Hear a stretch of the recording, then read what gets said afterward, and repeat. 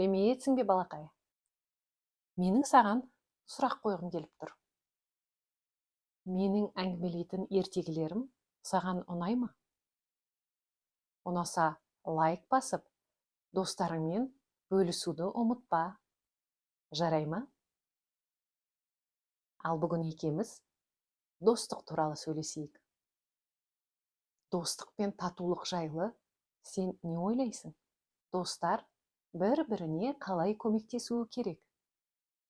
Ол жайлы мен саған қазір ертегі айтып беремін. Сен жақсылап тыңда. Бір күні жап-жасыл орманда аю, түлкі және қоян үшеуі бірге өмір сүріпті. Олар әрдайым бірге ойнап, бірге тамақ іздеп, тату-тәтті өмір сүрген екен. Бірақ бір күні ол үшеуі апельсин тауып алады. Содан бөлісе алмай жанжал басталады. Олар үшеуі бұл апельсинді қалай бөледі? Қалай ойлайсың? Қоян болса, былай дейді екен: мен ең кішкентайымын, сондықтан маған көбірек беріңдер. Ал түлкі болса: жоқ, мен ақылдымын, мен көбірек жеуім керек, дейді екен. Аю қорбаңдап өзінің жуан даусымен: мен ең үлкенімін, мен көбірек жеймін, деп үшеуі үш жақтан дауласады. Сөйтіп олар дауласып, бір-бірімен ренжісіп қалады. Ал балақай, енді оларды қалай татуластырамыз? Не істейміз?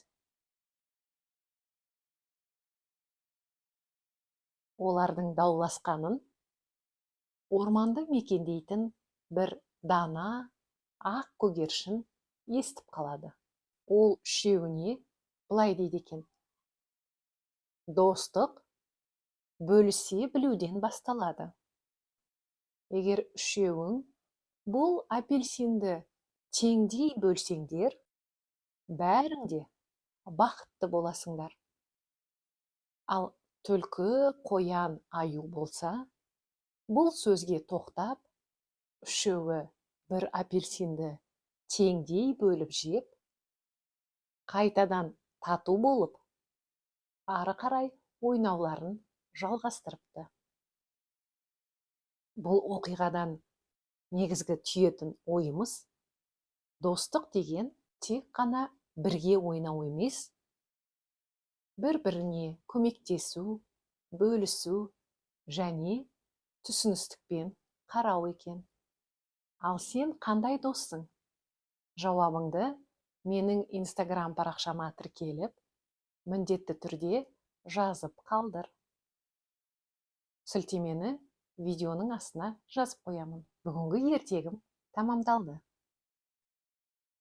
Келесі кездескенше сау бол.